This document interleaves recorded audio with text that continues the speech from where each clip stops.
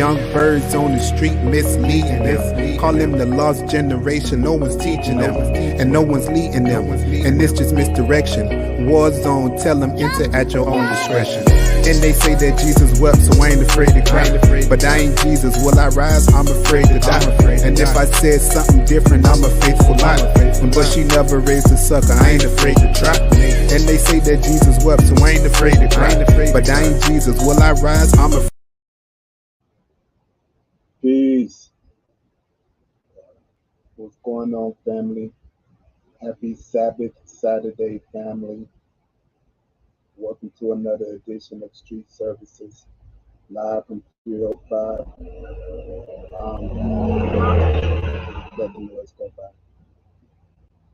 First off, I want to shout out all the family who showed love for the performance I did last weekend. Anybody who left a like or left a comment on the video that I posted of my performance.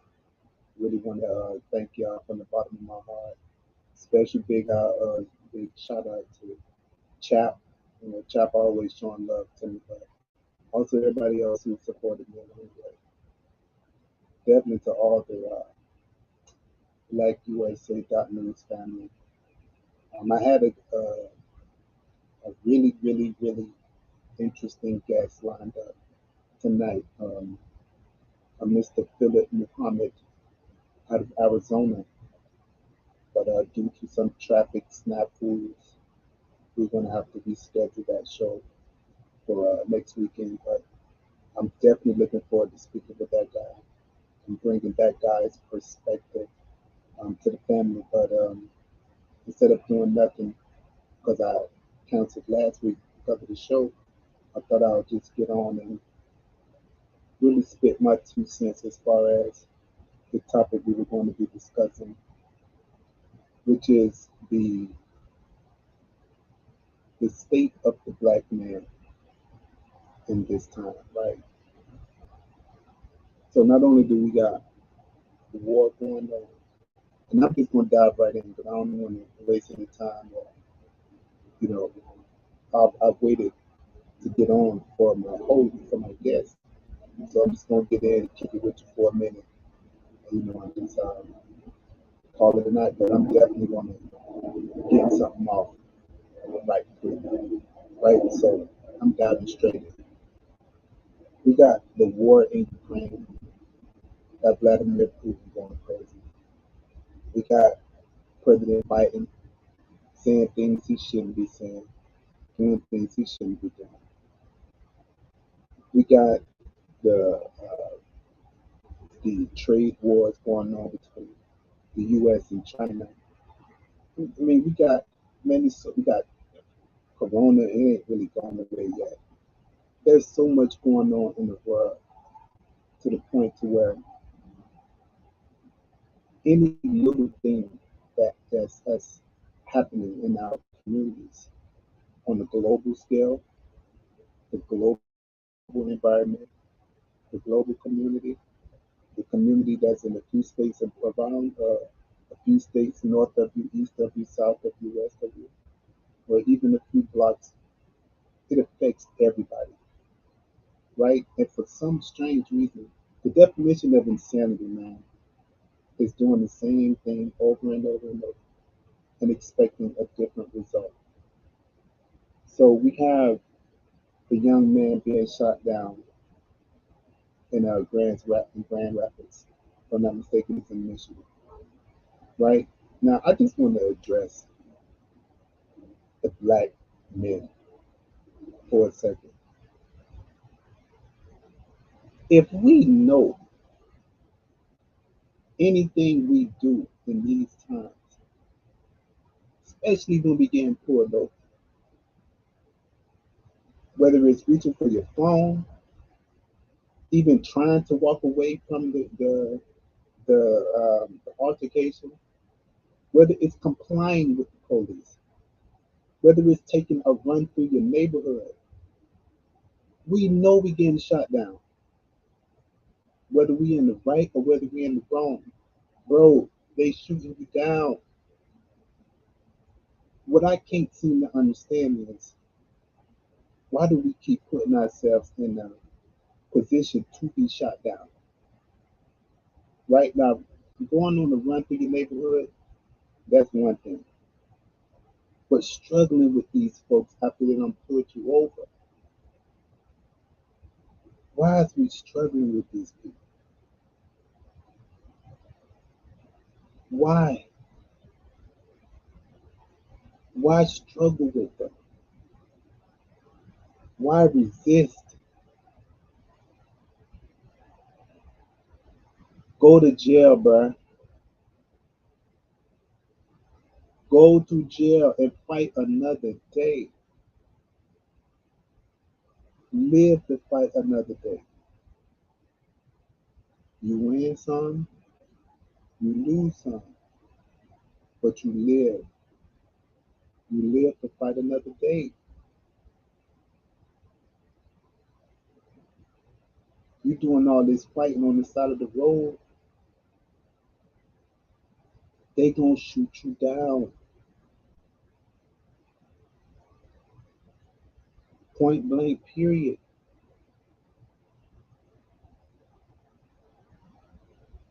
That man stood on George Floyd's neck in front of the world,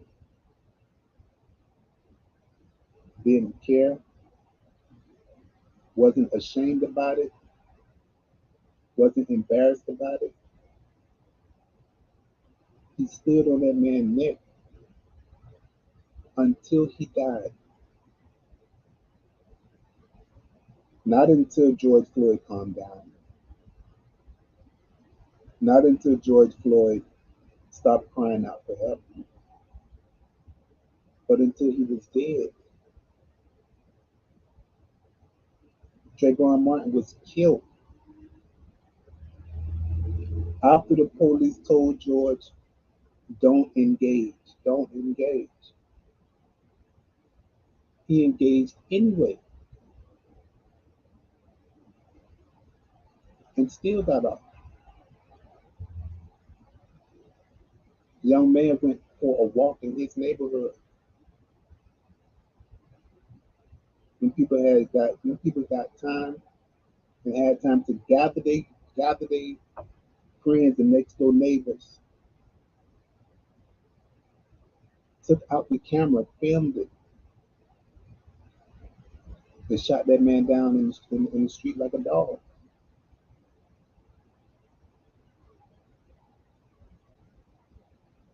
Now we got another young man fighting back and forth with the police, reaching for the officer's taser. Why are you reaching for the taser? Bro, why is you even fighting? You did something wrong. You got caught. Go to jail. Call your lawyer. Call your mama. Call your uncles. After you go to jail, then we could be on the street protesting for you. After you go to jail, then we could be out here protesting and fighting for you. We can't keep protesting and fighting for you when you're dead, bro. You dead. Us protesting and fighting for you ain't gonna bring you back. It don't do you no good. It don't do your mama no good for you to be fighting, resisting, reaching for the police taser. You got the right blow your head off. Now we out here fighting for you. It don't do you no good. It don't do your mama no good. It don't do the cause no good. It does nobody any good.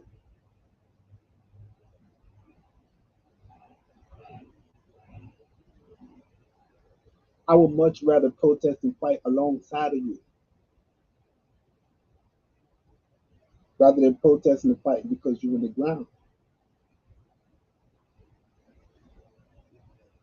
I would much rather be protesting and fighting because they did you wrong rather than protesting and fighting because you're gone.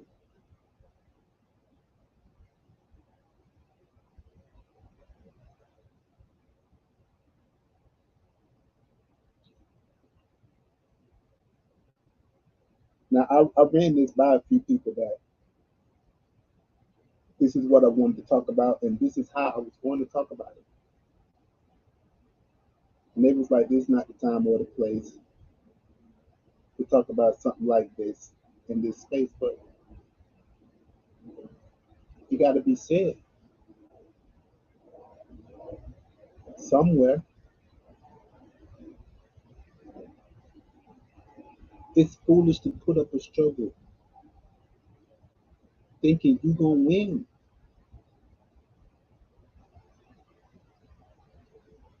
on the side of the block, on the side of the street.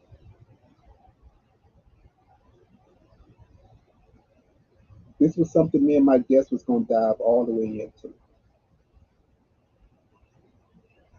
And we still going to dive all the way into it because I like his perspective.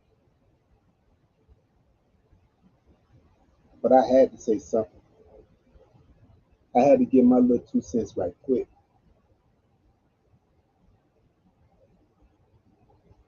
I remember Chap saying that he gives advice to young brothers on how to interact with the police because Chap sees this from two perspectives. Chap is affiliated with the police, but he's also affiliated with the black community, being a black man himself. So he's walking that tightrope. It's one thing to be out here fighting for our freedom, fighting for our justice, and fighting for what we stand for. It's a completely different thing to be out here fighting for the education of our young black men. That's what we need to be fighting for, a class, some form of educational platform.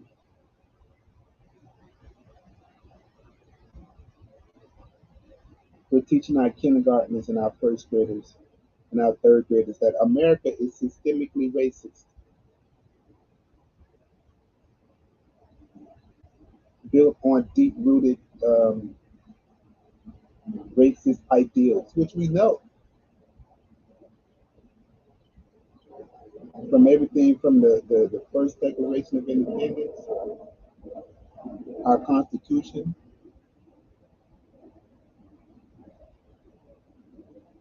the real version of the Star Spangled Banner, the real Star Spangled Banner song, the real ice cream song. We know that this is a problem, and it's not a new problem.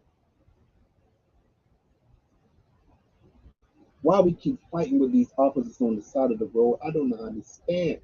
Go to jail, bruh. Go to jail and fight from the courthouse. Go to jail, fight from the jail cell. Go to jail, and then let us protest with you from the jail cell.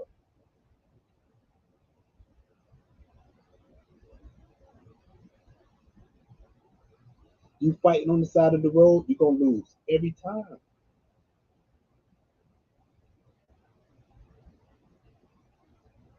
You doing the right thing, you're gonna lose 9 times out of 10. So you putting up a struggle, you're gonna lose 10 times out of 10. Go to jail, bro. Turn around, put the get put the handcuffs on yourself.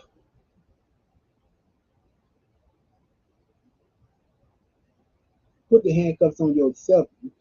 However you gotta do to get in the back of that seat, make your bro. That need to be our goal. Make it in the back seat. Make it in the back seat, my brother.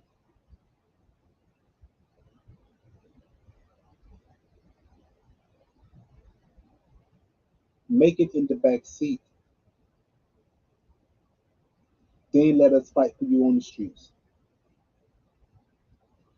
Then let us protest for you on these streets. Let us do the fighting for you. Then we can fight. Then we can call Reverend Al Sharpton. Then we can call the NAACP. Then we can call. Then we can go to war.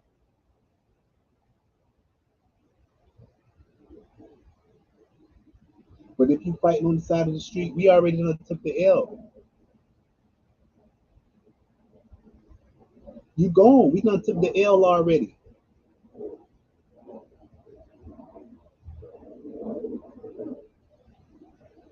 I got mad respect for Chop, and we need more people fighting for the education of how do we interact with the police. We got acronyms: DWB, driving while black. This ain't a new thing. What's the definition of insanity? Doing the same thing, expecting a different result.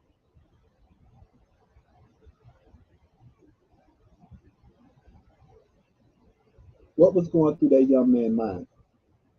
You reaching for the police taser. What you think you gonna do?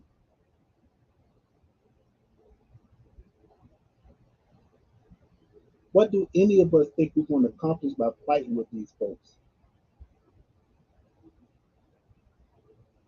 Go to jail, bruh.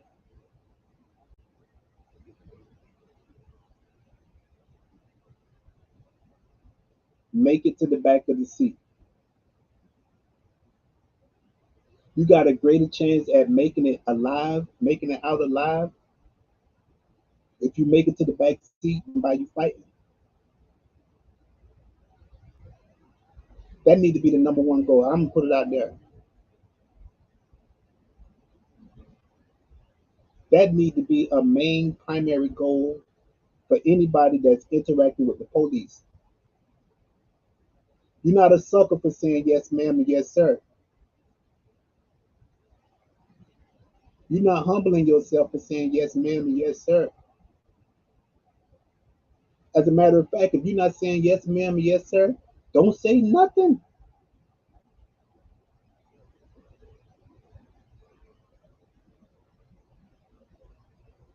You're not a clown for saying yes, ma'am, and yes, sir.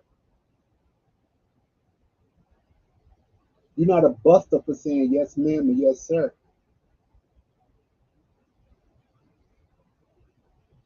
Yes, ma'am, and yes, sir need to be the only thing coming out of your mouth.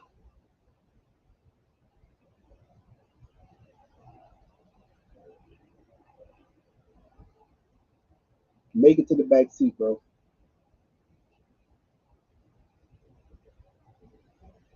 Do whatever you can to make it in them cuffs. Get in the cuffs. That need to be your prime objective to get in the cuffs.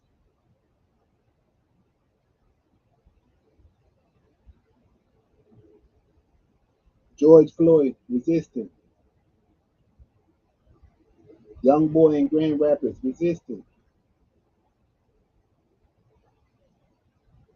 To what end? To what avail?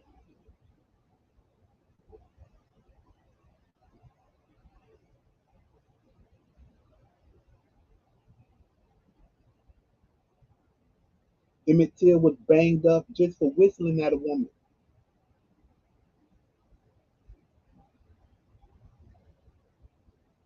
Trayvon was banged up for going to the store and getting some Skittles.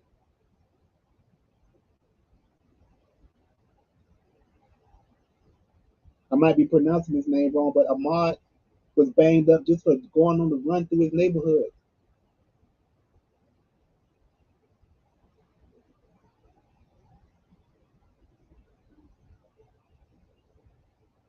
Brianna was in her house.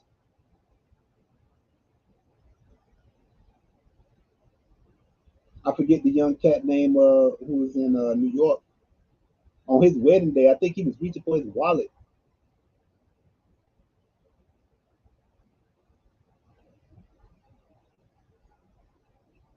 These people did no wrong.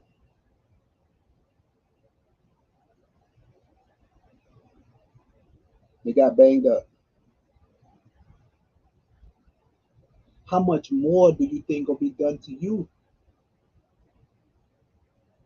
when you give them a legitimate reason to use what they call quote unquote excessive force, they always use excessive force. I'm down here in Miami. You look up the McDuffie riots. Uh-huh. Look up the Arthur McDuffie riots. I think that's his first name.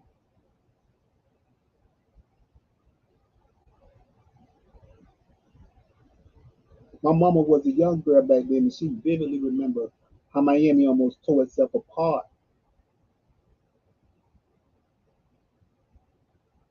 because they beat McDuffie to death.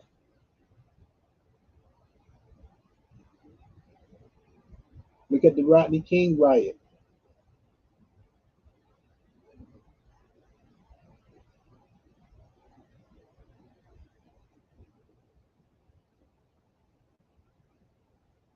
What do we expect to change, man?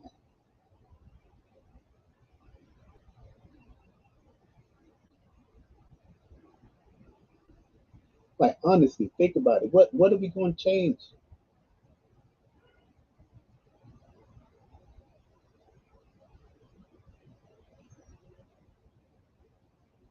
When they murk one of us, whether they got the right to or not, whether we just innocent as lambs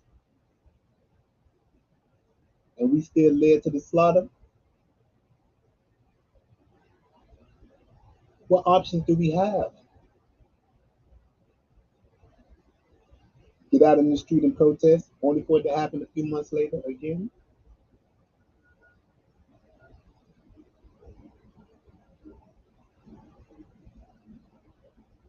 As I said, we've been protesting since we got here.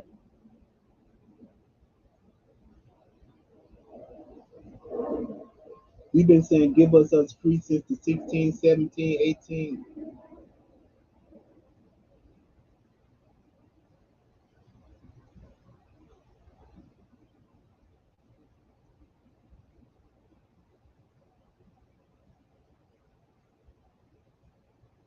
We need to start educating our black men on how to interact with the police.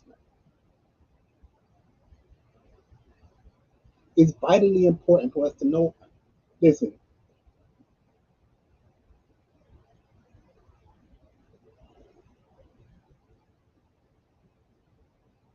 if I need to know how to interact with my teacher,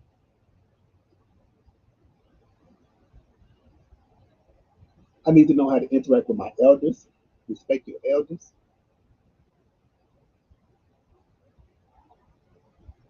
I got to know how to interact with my parents.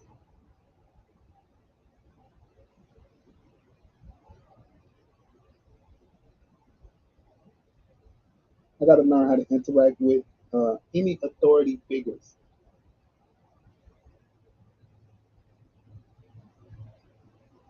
It's imperative we know how to conduct ourselves from a simple basic survival instinct state of mind standpoint. But this right now has become an epidemic.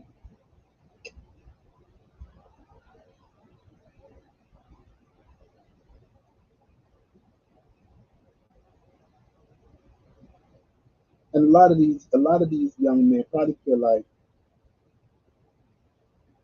because of everything that has transpired, they feel like they're fighting for their life. So that's why they fight. That's why they resisting.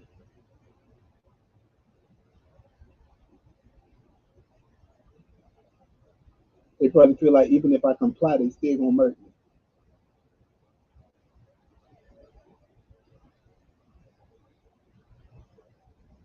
So let me at least put up a struggle.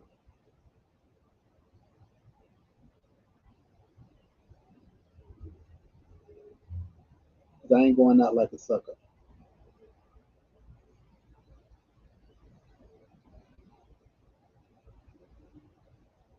Let me ring bells for you.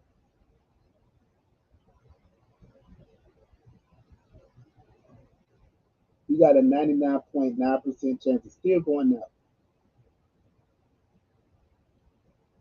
even if you do everything right.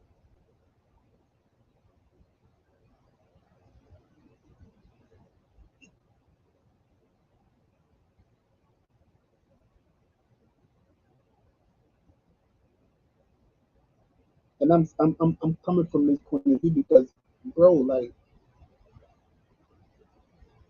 how many young black men, how many black men, black women need to be murdered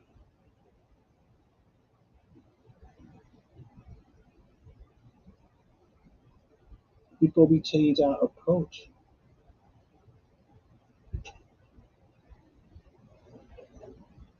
How many more need to be gunned down before we change our tactics?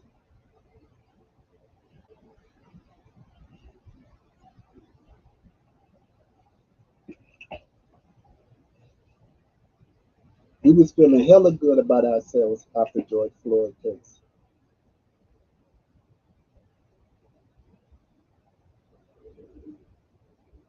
It was euphoria almost.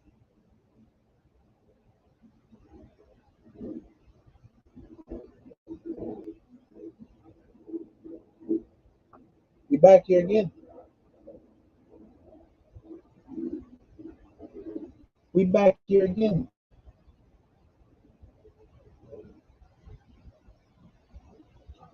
Excuse me.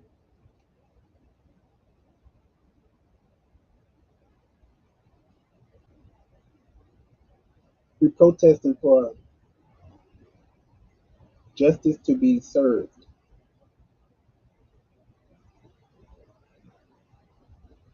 but we need to be protesting for education to be given.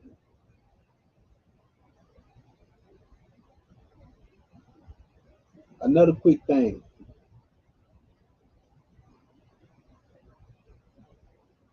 all of this money being awarded to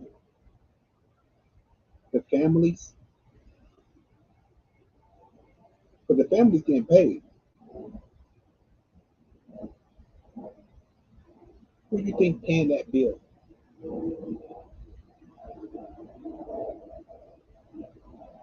You are. They taking the taxpayers' money to give to the families. The police ain't being hurt by it. Why? Because the money not coming out of their pension fund. One thing we could be protesting about is protesting for every payout that comes to a family comes directly from the police pension fund.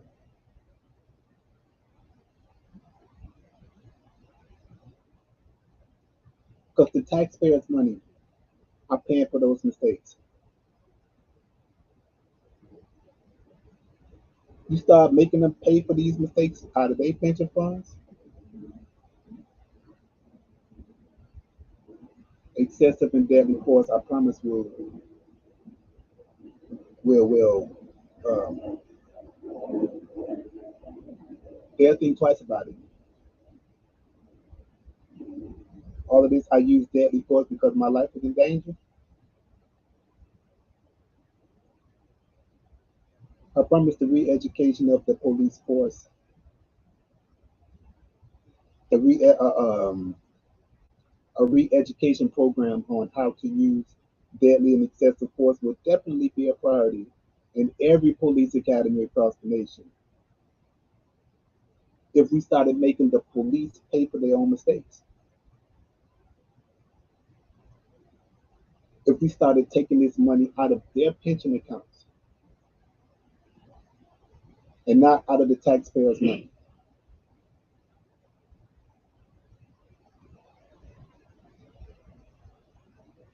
Otherwise, number one, they're getting off scot free. 9 times out of 10, they're getting off.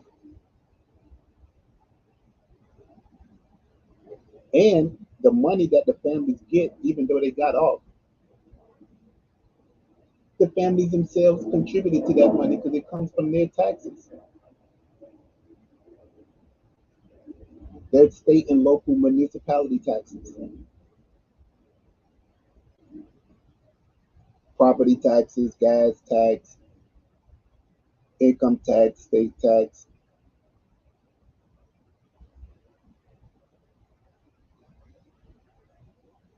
So the families that's receiving these big lump sums that we see, like, oh,